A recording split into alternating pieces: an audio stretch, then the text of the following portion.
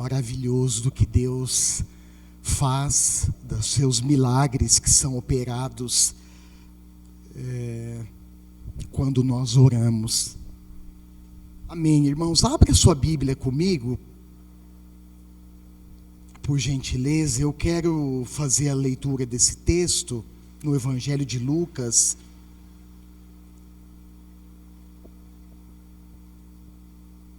No capítulo 24, é um texto um pouco longo.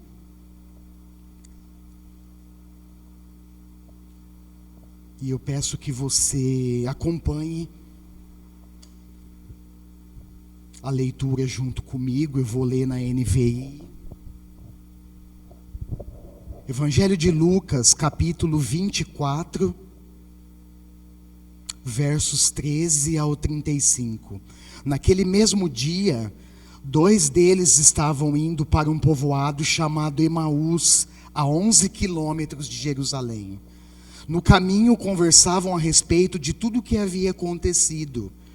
Enquanto conversavam e discutiam, o próprio Jesus se aproximou e começou a caminhar com eles. Mas os olhos deles foram impedidos de reconhecê-lo. Ele lhes perguntou, sobre o que vocês estão discutindo enquanto caminham? Eles pararam com os rostos entristecidos.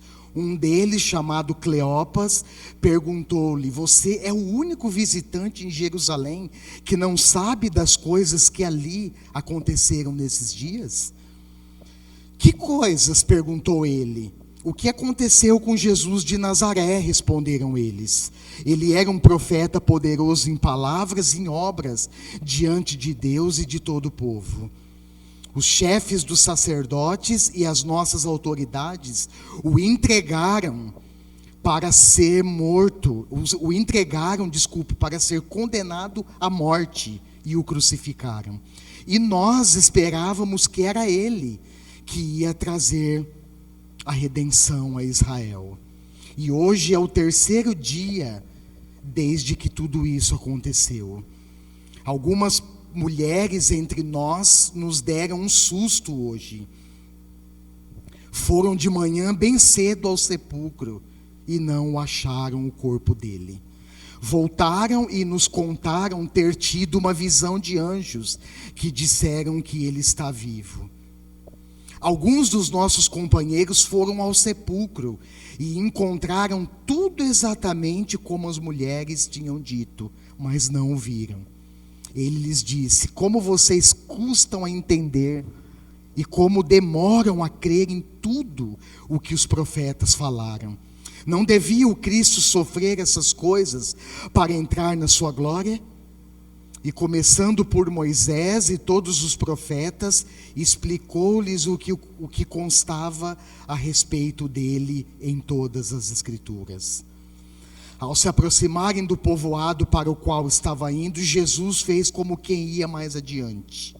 Mas eles insistiram muito com ele: fique conosco, pois a noite já vem e o dia já está quase findando. Então ele entrou para ficar com eles.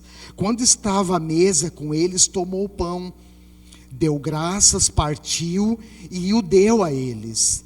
Então os olhos deles foram abertos e o reconheceram, e ele desapareceu da vista deles. Perguntaram-se um ao outro: não estava queimando o nosso coração enquanto ele nos falava no caminho e nos expunha as Escrituras? Levantaram-se e voltaram imediatamente para Jerusalém. Ali encontraram os 11 e os que estavam com eles reunidos, que diziam: é verdade, o Senhor ressuscitou e apareceu a Simão. Então os 2 contaram o que tinha acontecido no caminho e como Jesus fora reconhecido por eles quando partia o pão. Amém. Essa narrativa muito interessante, que contém as suas particularidades muito interessantes, narrada pelo médico, historiador e evangelista Lucas. Eu gosto do Evangelho de Lucas porque Lucas, eu acho que eu já falei isso aqui algumas vezes, ele é detalhista no seu, nos seus relatos, talvez por ser médico, quem sabe, né? Talvez por ser médico, ele inclui nas suas narrativas alguns detalhes que chamam muito a atenção. Próximo slide, por favor, Davi. Eu deixei algumas ênfases da mensagem registrada para vocês.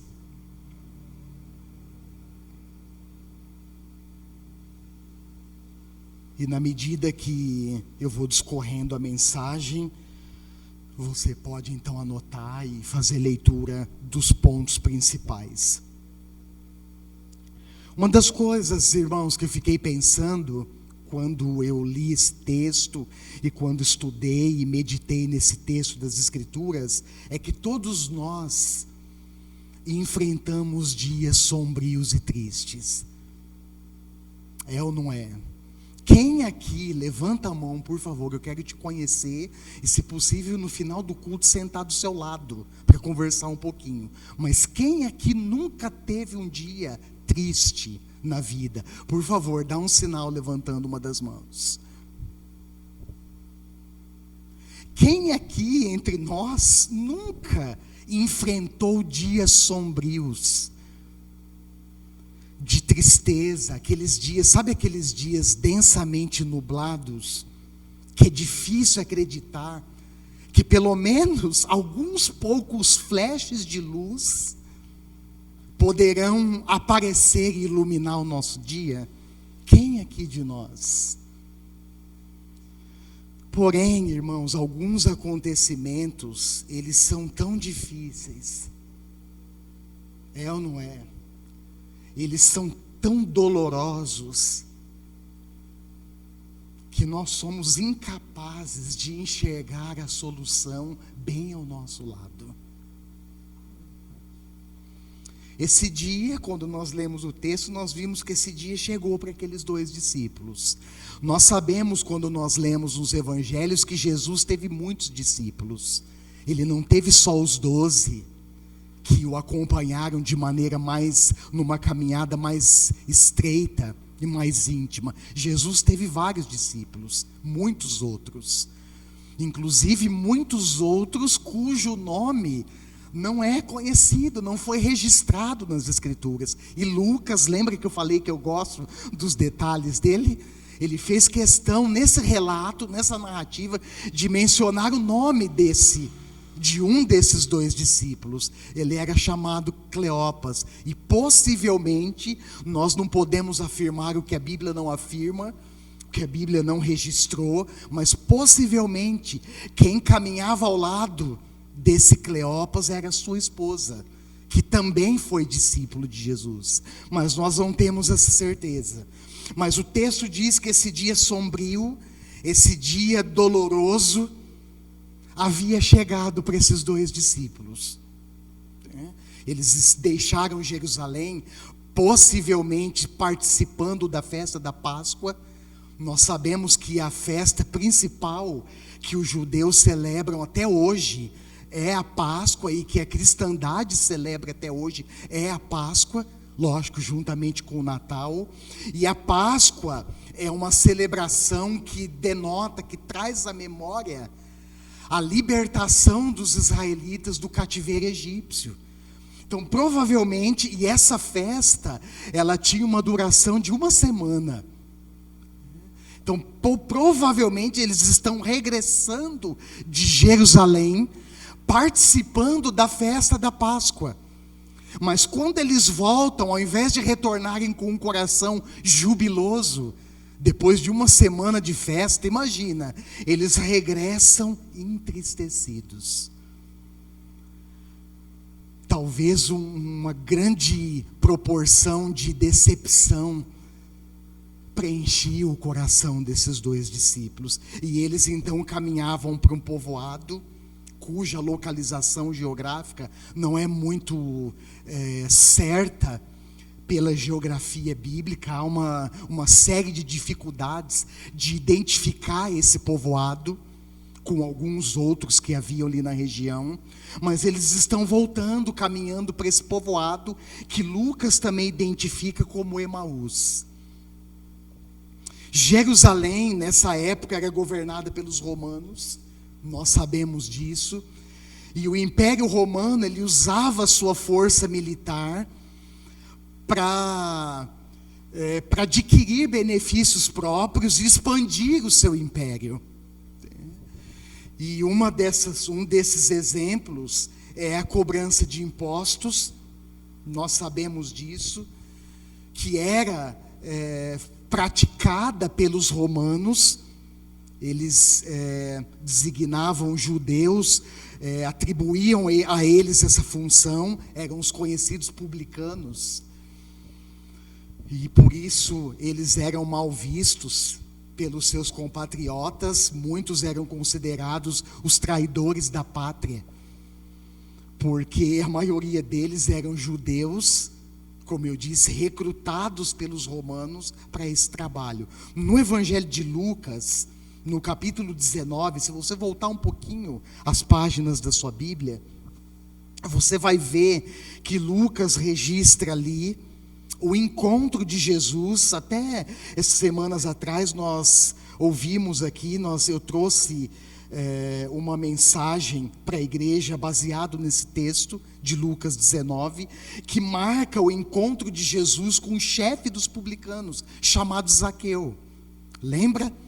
E é interessante, dos destaques que eu faria, um deles é que o próprio Jesus se oferece, se você olhar aí o texto de Lucas 19, você vai perceber isso, que o próprio Jesus, então, ele se oferece para ficar na casa de Zaqueu, lá no verso 5. E por isso houve uma reação hostil de todo o povo, mas o que me chama a atenção nesse encontro, e eu quero destacar, está lá no versículo 9, olha só, o fantástico desse encontro, nós vislumbramos na declaração do próprio Senhor Jesus no versículo 9. Jesus disse: hoje houve salvação nessa casa, porque esse homem também é filho de Abraão. E nós vamos ver no texto que a atitude de Zaqueu provou essa realidade. Lá no verso 8 diz assim: olha, Senhor, as palavras de Zaqueu dirigidas a Jesus: olha, Senhor, estou dando metade dos meus bens aos pobres. Olha o resultado de um encontro real com Jesus. Muda a nossa vida, não muda? Olha, Senhor, estou dando a metade dos meus bens aos pobres. E se de alguém extorquir alguma coisa, devolverei 4 vezes mais. Olha só, o resultado do encontro real com Jesus ressurreto, com Jesus vivo. Lança luz à escuridão da nossa alma. Não foi assim com você, quando você se encontrou com Jesus? Quanta escuridão havia na minha alma quando eu me encontrei com Jesus, irmãos. E eu sei que se eu abrir aqui para testemunho, cada um de nós, com certeza, cada um de nós, abrindo o coração, podemos relatar o lado sombrio, a escuridão que havia dentro de nós, o vazio dentro de nós, que inclusive só pode ser preenchido pela presença de Deus. E esse encontro de Zaqueu com Jesus provou isso. Porque quando nós temos um encontro real com Jesus, a escuridão da nossa alma, ela é iluminada pela luz da presença de Jesus. E nós somos transformados. Amém? Olha, Senhor, olha que declaração fantástica. Senhor, eu estou dando metade dos meus bens aos pobres. Lucas não registra, nós não temos registro da posse material de Zaqueu, mas por sua função, provavelmente, com certeza, provavelmente não, com certeza ele era um homem rico na sociedade daquela época. E quando ele declara: Senhor, eu estou dando metade dos meus bens aos pobres, e se extorquir de alguém, em outras palavras, falando português claro, se eu roubei alguma coisa, de alguém, eu vou devolver 4 vezes mais. E um outro destaque que eu faço, antes de entrar em algumas particularidades desse texto que nós lemos, é que as pessoas da sociedade, que a sociedade na época rejeitava, olhava com olhos de condenação, era o caso dos publicanos, dos chefes dos publicanos. Essas pessoas eram acolhidas e ministradas por Jesus. Que coisa linda, não é? Jesus dedicou tempo e atenção a essas pessoas, irmãos. É como se a igreja hoje fizesse esse exercício de olhar ao redor. Cada um de nós, do nosso contexto, fizéssemos esse exercício de olhar ao nosso redor. Será que nós identificamos ao nosso entorno pessoas que são mal vistas pela sociedade atual? Será que nós encontramos ao nosso redor pessoas que são excluídas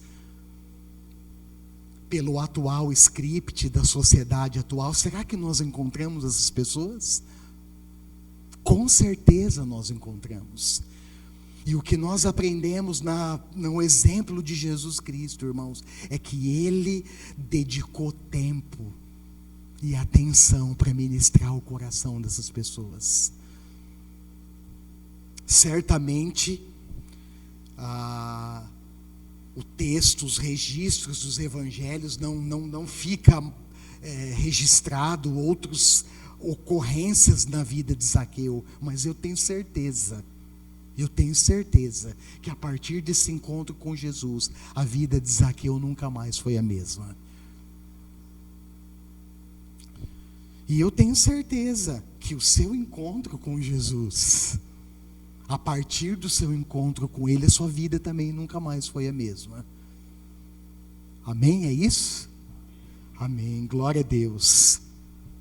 Louvado seja o Senhor. Algumas particularidades desse texto, irmãos. O primeiro ponto é esse que você está vendo, acompanhando na tela. Jesus é o único motivo da nossa esperança. Amém? Amém. Glória a Deus. Jesus, vou repetir, Ele é o único motivo da nossa esperança. Glória a Deus. Se nós, como seres humanos, temos a tendência de interpretar as situações difíceis a partir do nosso ponto de vista. Quantas vezes, quando eu parei para pensar nisso aqui do texto, quantas vezes olhando para a minha vida, eu identifico isso, inclusive, até hoje. As situações complexas, situações dolorosas, tristes, difíceis, quantas vezes a minha tendência é interpretá-las a partir do meu ponto de vista? Quantos de nós fazemos isso? Só que isso, irmãos, num primeiro momento, parece ser algo normal para nós. Mas isso é muito perigoso, porque nós podemos ser influenciados pelo próprio engano do nosso coração. Por exemplo, quantas situações difíceis que você vivenciou, ou tem vivenciado, que você pensou assim: não tem mais jeito. Isso aqui, eu já fiz de tudo, eu tentei de tudo, vou largar de mão, não tem jeito. Quantas vezes? E esses pensamentos, eles são pensamentos que fluem da nossa própria natureza humana. E a Bíblia ensina que o coração humano, ele é enganoso. Já parou para pensar nisso? Que o seu próprio coração pode estar te enganando diante das situações difíceis, ou das decisões que você precisa tomar na vida. Já pensou nisso? Quantas decisões nós tomamos, quebramos a cara, e depois nós pensamos: puxa, o que aconteceu? Por que deu errado essa decisão? Porque provavelmente, irmãos, nós tomamos decisões tendenciados, movidos pelo nosso coração. Isso é um perigo. Segundo perigo é que nós corremos o risco, ou temos a tendência, por exemplo, de basear as nossas decisões a partir de perspectivas negativas e distorcidas das pessoas que estão ao nosso lado, por mais bem intencionadas que elas estejam. Um outro perigo é o perigo dos falsos motivos de esperança. Por exemplo, que se apresentam diante de nós a partir de estruturas que nos cercam, como, por exemplo, estrutura política. Eu me lembro, não vou entrar nos detalhes, não é o meu objetivo aqui, mas eu me lembro, no final da eleição de 2022, eu não sei quantos se recordam disso, com a derrota de um dos candidatos, cuja maioria, a princípio, estava ligada a ideologias daquele certo candidato, e ele perde a eleição. Eu me lembro quantas mensagens, eu me lembro quantos posicionamentos foram feitos a partir daquilo. E uma coisa que me chamou a atenção, irmãos, e que me deixou preocupado, como líder da igreja, e uma pergunta que levantou no meu coração, e que eu fiquei pensando e repensando durante semanas, onde está o coração do povo de Deus? Será que o nosso coração está em Deus, ou nas estruturas políticas, ou nas ideologias dos candidatos que nós achamos que seria melhor para governar a nossa nação? Isso é um grande perigo, irmãos. E esses falsos motivos de esperança, eles se apresentam diante de nós todos os dias. Sejam estruturas políticas, sejam estruturas institucionais, ou em outras coisas. E o que é o problema disso? É que isso nos impede de enxergar a verdadeira esperança, o real motivo, o único, como eu estou afirmando ali, o único motivo da nossa esperança, que é Jesus Cristo, Senhor e Salvador. É interessante perceber também que no caminho, olha o texto, enquanto eles conversavam e discutiam sobre o acontecimento, que inclusive causou uma repercussão generalizada em Jerusalém, o próprio Jesus se aproxima e começa a caminhar com eles. Interessante perceber que uma simples pergunta feita por Jesus, como Jesus é demais, né? Olha lá o texto, uma simples pergunta de Jesus trouxe à tona um ponto muito importante. Qual era esse ponto? A interpretação que aqueles discípulos fizeram de Jesus. E eu quero parar um pouco aqui. Eu vou entrar em alguns detalhes, mas eu quero parar um pouco para contar um testemunho rápido para vocês. Ao longo da minha caminhada cristã, da minha trajetória cristã, irmãos, eu já vi pessoas interpretarem Jesus, dentro da própria igreja, interpretarem Jesus de diversas maneiras. Pessoas que inclusive não só fazem uma interpretação equivocada de Jesus, por exemplo, como se ele fosse o nosso gênio da lâmpada, aquele que nós nos direcionamos a ele só nos momentos de necessidade, aquele que nós procuramos somente nos momentos de necessidade, e que inclusive quando eu procuro, ele precisa me atender. Se ele me atender, eu dou um like, eu dou uma curtida no Instagram dele. Eu continuo andando com ele. Se ele não me atender, eu viro as costas e vou procurar um outro motivo para a minha esperança. Quantas vezes eu vi isso, irmãos? E eu vi isso e reagi de uma maneira muito assim, às vezes negativa do ponto de vista humano, porque eu não me conformava com aquilo, Mas também, ao mesmo tempo, eu reagia diante dessas pessoas com muita tristeza. Porque eu pensava, meu Deus, será que essas pessoas que estão se aproximando do Senhor, será que essas pessoas que estão te procurando, será que de fato elas sabem quem é o Senhor? E quando nós olhamos para o texto, diante de uma pergunta simples de Jesus, ele coloca em xeque, irmãos, uma interpretação que aqueles 2 discípulos fizeram de Jesus. Provavelmente essa interpretação ela foi sendo formada na mentalidade desses 2 homens, desses 2 discípulos. Não sei se eram 2 homens, ou um homem ou uma mulher. Mas essa interpretação foi formada a partir do que eles ouviram dos seus contemporâneos. Quando nós olhamos os evangelhos, nós vemos que Jesus fez muitos milagres. Que Jesus fez sinais, maravilhas no meio dos judeus, no meio do seu próprio povo. E isso foi gerando nas pessoas uma interpretação desse Jesus de Nazaré. E provavelmente, olha só, versículo 19. Conversando com o próprio Jesus no caminho, olha como que eles respondem a pergunta de Jesus. Ele era um profeta, poderoso em palavras e em obras diante de Deus e do povo. Está certo isso, irmãos? Está certo. Na interpretação deles, de fato, Jesus foi um profeta poderoso em palavras, em obras diante de Deus e do povo. Mas não fica aí, seria nós limitarmos a interpretação do Rei dos Reis e do Senhor dos Senhores.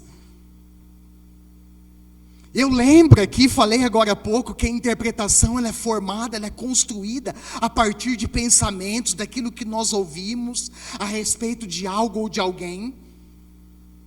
E essas informações, como no HD do computador, elas vão sendo processadas na nossa mente, no nosso coração, e elas vão configurando, formando na nossa mentalidade uma figura de Jesus. Então, a partir do que eles ouvem, Jesus foi mesmo um profeta poderoso. Mas nós não podemos limitar quem é Jesus. Essa interpretação seria reduzir, limitar quem Jesus é de fato. Quem é Jesus para você?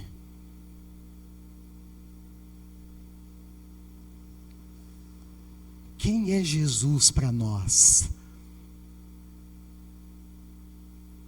Porque quando nós interpretamos Cristo do ponto de vista humano, irmãos, de fato, nós reduzimos Ele a um simples profeta. Mas Cristo, não esquece isso, Ele deve ser interpretado do ponto de vista divino. E para mim, uma das grandes afirmações, declarações que eu encontro nas Escrituras a respeito, que traz à tona com clareza a respeito de Jesus, está lá em Mateus capítulo 3, versículo 17. Se você abrir a sua Bíblia no Evangelho de Mateus capítulo 3, dá uma olhada lá comigo, você que é rápido de endereço. 3,17, o contexto você vai ver, você sabe, é o contexto do batismo de Jesus. João Batista reluta para batizar Jesus, porque ele fala: Senhor, quem tem que ser batizado por ti sou eu, não eu batizar o Senhor. E aqui, então Mateus está narrando um momento no batismo de Jesus. Quando ele é batizado, então ele sai da água e ele ouve uma voz que vem da onde? Que vem dos céus. E essa voz é a voz de quem? É a voz do próprio Pai, do próprio Deus, testificando a identidade de Jesus. Ele diz lá, Mateus 3,17: Este é o meu filho amado. de quem eu me agrado. Olha que declaração, irmãos, que coisa maravilhosa. Esse é o meu filho amado, de quem eu me agrado. Mas quando nós voltamos para a interpretação dos discípulos, nós vamos perceber que o motivo da esperança deles, nós sabemos disso, eu não vou entrar nos detalhes, mas estava na figura de um diplomata político.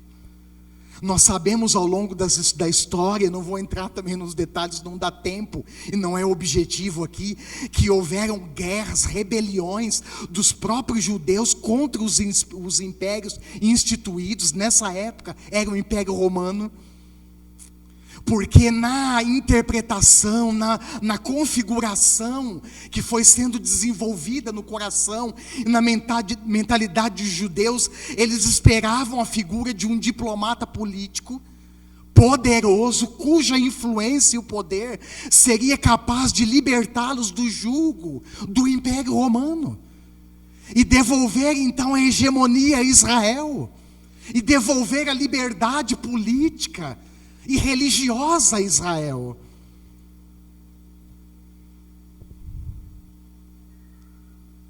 A redenção, a perspectiva de redenção estava pautada num ponto de vista político e governamental. Mas eu volto a repetir, irmãos, o único motivo da nossa esperança é Jesus Cristo. Amém? Estrutura humana nenhuma, poder político, influência política humana nenhuma. Aliás, a gente não pode nem confundir isso com salvação, com redenção, seria um erro grotesco.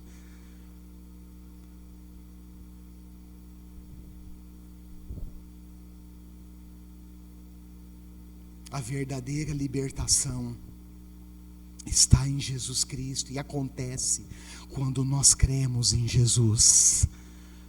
Ali, é nesse momento que se configura, que começa a se processar em mim, em nós, a verdadeira liberdade e a verdadeira libertação. Segundo ponto, próximo slide, por favor.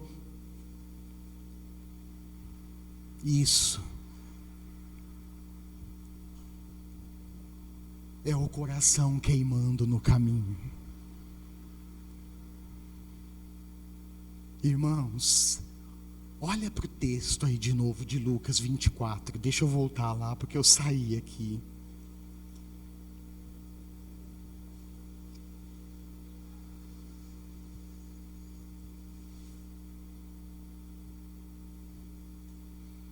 A partir do verso 14, dá uma olhada aí. Lê de novo o verso 14, o 15.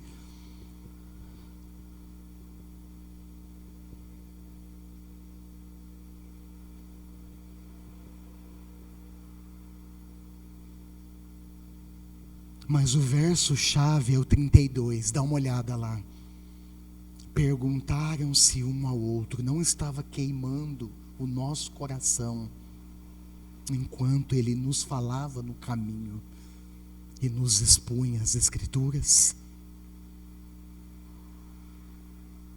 E aqui nós identificamos a fonte, e eu quero que você grave isso.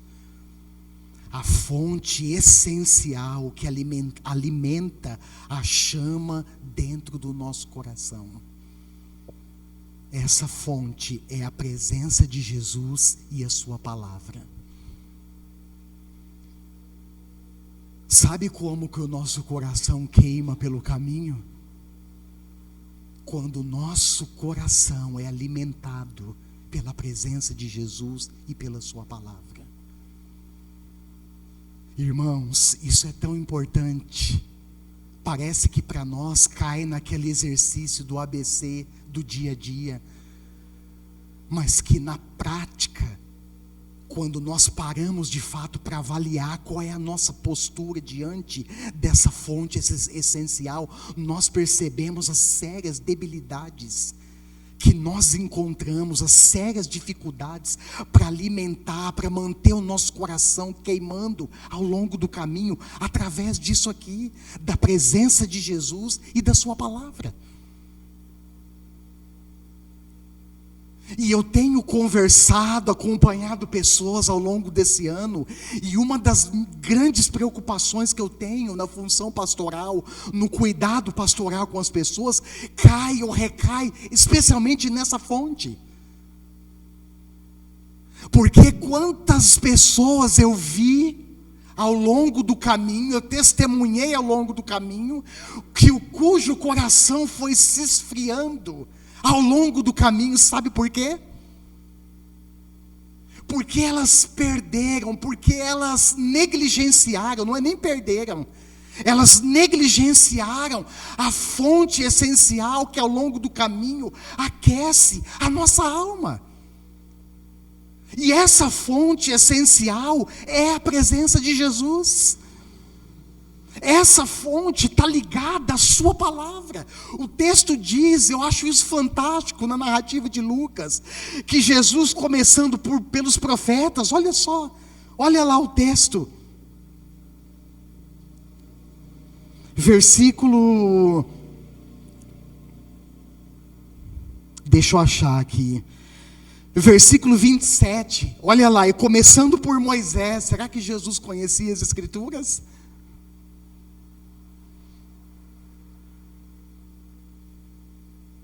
E começando por Moisés e todos os profetas, olha só, explicou-lhes o que constava a respeito dele em todas as Escrituras. É interessante, eu também não vou entrar nos detalhes, porque não dá tempo e eu vou acabar me perdendo. Mas quando nós olhamos, observamos com atenção o Antigo Testamento, os 39 livros do Antigo Testamento, eles estão apontando para quem? Estão apontando para Jesus Cristo de Nazaré.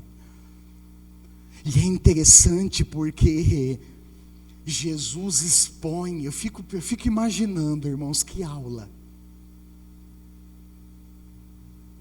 Que privilégio de Cleopas e quem estava do lado dele, de ouvir a exposição das Escrituras da boca do próprio Cristo. Que começa por Moisés. Onde nós encontramos a figura de Moisés? Logo no início das Escrituras. Livro de Êxodo, principalmente, capítulo 3, quando Deus chama Moisés, se revela a ele através de uma sarça em chamas, lembra? Êxodo capítulo 3, e o texto diz que ele começa por Moisés, passa por todos os profetas, e vai expondo as Escrituras. Porque as Escrituras, não esquece disso, meu irmão e minha irmã, é fonte que queima o nosso coração.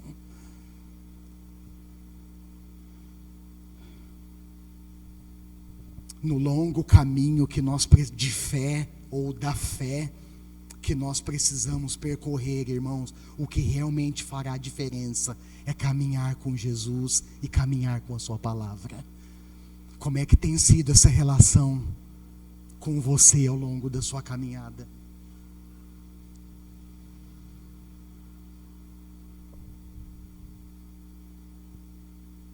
A experiência, eu acho isso muito legal, a experiência extraordinária que aqueles 2 discípulos vivenciaram, se deu na simplicidade de uma conversa pelo caminho.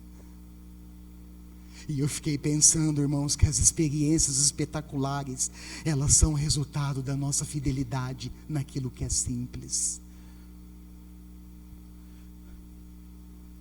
Quantas vezes, irmãos, quantas vezes nós queremos ver, nós queremos presenciar o sobrenatural, o espetacular, o extraordinário com Deus, é ou não é? Mas o extraordinário, as experiências espetaculares, elas se dão essencialmente naquilo que é simples.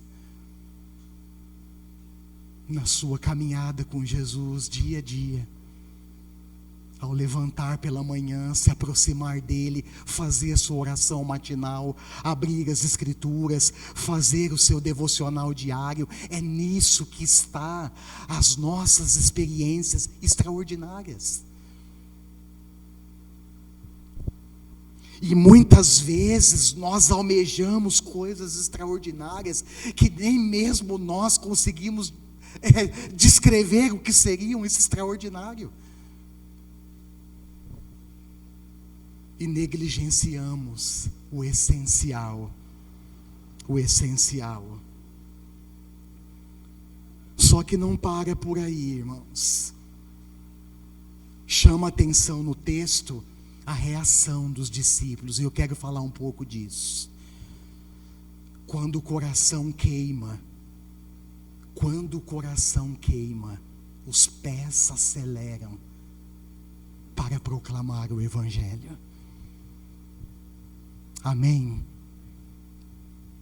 E fiquei pensando nisso, olhando para a minha própria vida. E fiquei pensando, dentre as coisas, uma delas, será que o meu coração queima a ponto de acelerar os meus pés para anunciar, para proclamar as boas novas em Cristo? Olha lá, verso 34, é verdade. O Senhor ressuscitou e apareceu a Simão. É por meio da proclamação, irmãos. No grego a palavra é querigma. É um anúncio que está destinado a um mensageiro que leva notícias, que carrega uma mensagem peculiar. Sabe quem é esse mensageiro? É você. Sabe quem são esses anunciadores do Evangelho hoje? Somos nós. Mas o que eu acho interessante no texto é que os pés deles aceleram quando o coração queima pelas Escrituras. E eu fico pensando, irmãos, quantos de nós hoje, dentro da igreja, tem o coração queimando pelas Escrituras, e os pés aceleram para anunciar a ressurreição de Jesus, para anunciar a salvação em Jesus. Quando o coração queima, os pés aceleram. Essa foi a reação daqueles dois discípulos.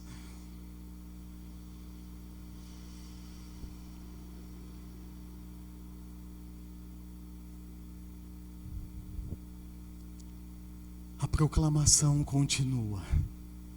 E você tem anunciado Jesus pelo caminho?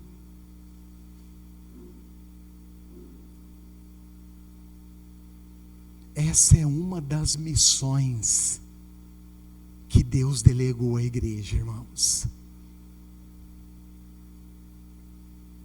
E eu fico pensando, se nós negligenciarmos, as pedras falarão por nós.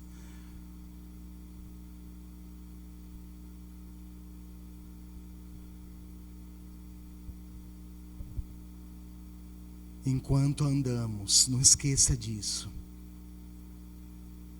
Enquanto caminhamos pelo caminho, nós vamos anunciando Jesus para aqueles que estão ao nosso lado. E por fim, eu quero encerrar destacando que algumas coisas importantes. Próximo slide, por favor. Isso, obrigado. Primeiro, Jesus é reconhecido na comunhão diária que nós alimentamos com Ele.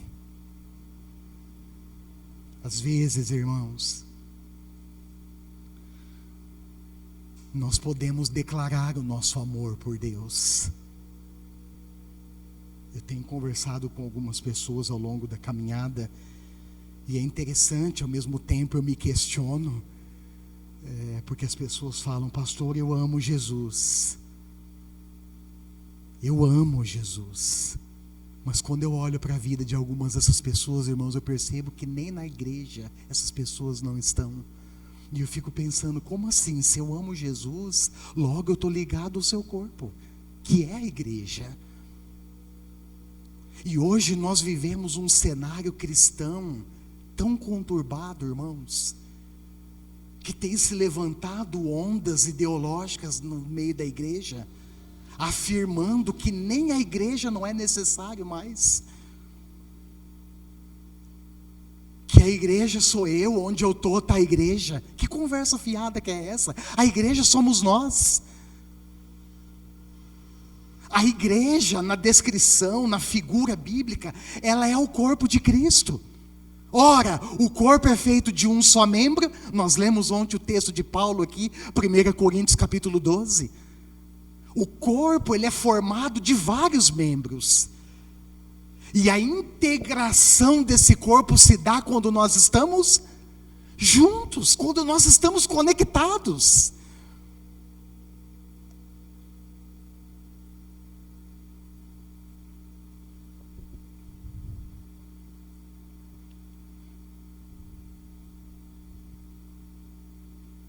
Foi somente no momento da comunhão à mesa, olha que legal isso, que interessante, que eles reconheceram Jesus. Quando estavam com eles, olha lá, verso 30 e 31, tomou o pão, deu graças, partiu e deu a eles. O texto diz que os olhos deles se abriram, e eles reconheceram, e Jesus desapareceu da vista deles. Interessante pensar um pouco no pão. O pão é o símbolo do elemento mais básico e ao mesmo tempo mais essencial para a nutrição diária de qualquer pessoa, é ou não é? Interessante pensar na figura do pão. E quando a gente aplica isso à realidade espiritual, nós somos lembrados que sem o pão vivo que desceu do céu, nós não podemos sobreviver. Lembra Mateus capítulo 4, quando Jesus é batizado, Mateus 3, no capítulo 4, ele é conduzido pelo próprio Espírito Santo ao deserto, e Jesus não foi no deserto para passar um período de férias, num spa gostoso, ele foi tentado por Satanás, o texto diz, e numa das tentações de Satanás, ele sabia que Jesus, imagina, 40 dias e 40 noites, sem comer, ele sabia que Jesus estava com fome, irmãos, e ele tenta colocar a identidade de Jesus em xeque, dizendo que, se és o Filho de Deus, transforma essas pedras em pães. Acho que ia dar uns pão duro, hein? Nossa, ia dar uns pão ruim, hein? E o que Jesus responde para ele? Nem só de pão viverá o homem, mas de toda a palavra que procede da boca de Deus. Irmãos, preste atenção, sem a palavra de Deus nós não sobrevivemos. Espiritualmente nós definhamos e nós morremos. É por isso que nós vemos uma grande contingência de pessoas, de cristãos dentro da igreja, morrendo de fome. Pastor, que contradição é essa? Não tem alimento? Tem alimento e de qualidade excelente. A questão, irmãos, é que Deus não abre a nossa boca como a mãe faz com um recém-nascido e coloca a comidinha lá dentro. A responsabilidade de alimentar a sua fé, eu falei disso aqui esses dias, é sua. A responsabilidade de alimentar a sua fé, de alimentar o seu coração, na palavra de Deus, na presença de Deus, é sua, é minha, é de cada um de nós. E o fato é, irmãos, nós não podemos negar isso, que quando nós negligenciamos essa responsabilidade, nós definhamos aos poucos. Ninguém morre de um dia, espiritualmente falando, do dia para a noite. É assim que acontece com as pessoas que você já conheceu? Pelo contrário, irmãos, eu conheci pessoas ao longo do caminho cheias, transbordando de alimento espiritual, mas que num determinado momento da carreira, da caminhada, foram negligenciando o essencial. E aí, meu querido e minha querida, não existe super-homem, super-mulher, super-crentes. E quando nós negligenciamos, irmãos, o alimento espiritual que nutre a nossa fé, nós vamos definhando. Nós vamos ficando raquíticos na fé. Até o ponto de morrermos. E eu fico triste, falo isso com tristeza. Quantos crentes raquíticos no nosso meio, irmãos. Olhando num contexto geral da igreja, principalmente nos contextos que eu conheço um pouco mais de perto. Quantos crentes raquíticos.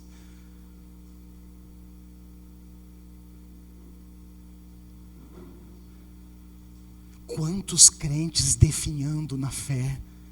É contraditório isso, não é, irmãos? Porque se nós temos o maior alimento, o alimento que queima o nosso coração, que nutre a nossa fé, como é que a gente pode morrer de fome? E nós ainda na modernidade, não sou contra a modernidade, só acho que a gente precisa usar com sabedoria, com equilíbrio. Tenho falado isso lá em casa. Mas nos tempos modernos, muitos cristãos vivendo, eu falei isso aqui há algum tempo, de iFood espiritual, de mensagens curtas da internet. Nós, preste atenção, irmãos, nós não sobrevivemos disso. O que queima o nosso coração é um debruçar criterioso sobre as Escrituras. O que queima o nosso coração é um fogo apaixonado pela palavra de Deus. O que nutre a nossa fé é uma atenção considerável dada às Escrituras todos os dias da nossa vida.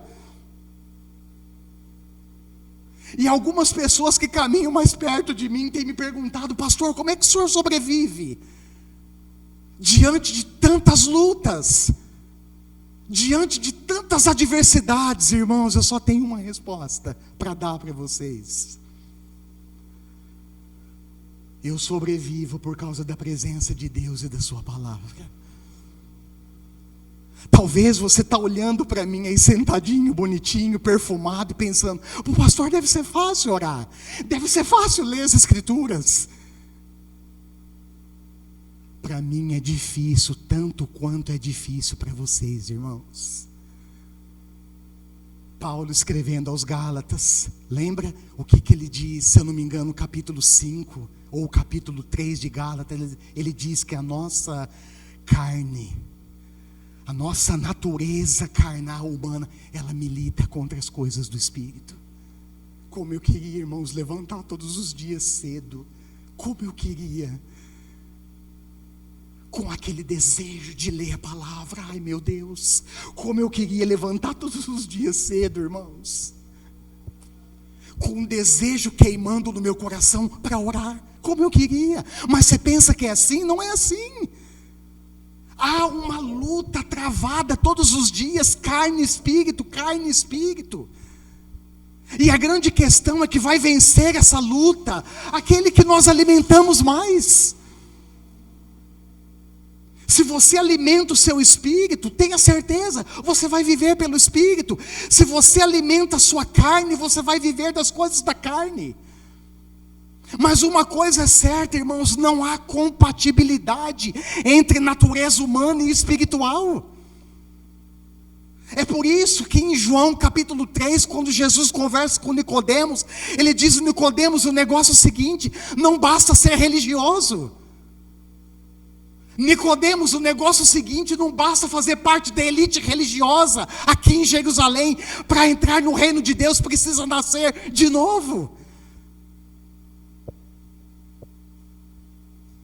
E Jesus está tratando do quê?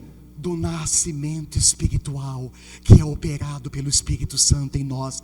E é a partir desse nascimento que nós começamos a nos interessar pelas coisas de Deus. É por isso que para um incrédulo, irmãos, para um descrente, ele não quer saber da Bíblia. que por isso que para um incrédulo, ele não quer saber de igreja, ele não quer saber de Jesus. Porque nós nos interessamos por Deus e pelas coisas espirituais a partir do novo nascimento.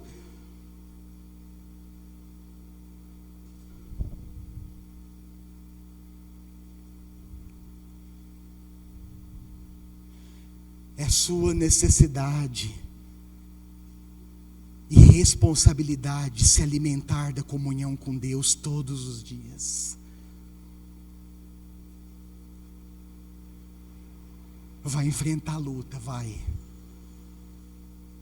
E você precisa lutar, irmãos. Você precisa lutar, você precisa se colocar no lugar, na posição que Deus te colocou.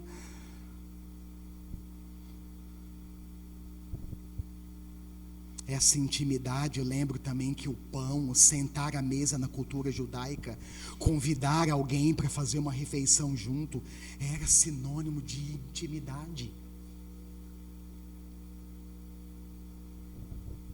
E essa intimidade, ela precisa ser cultivada para não ser perdida. Você não vai querer que Jesus desapareça da sua vista, vai? Eu também não.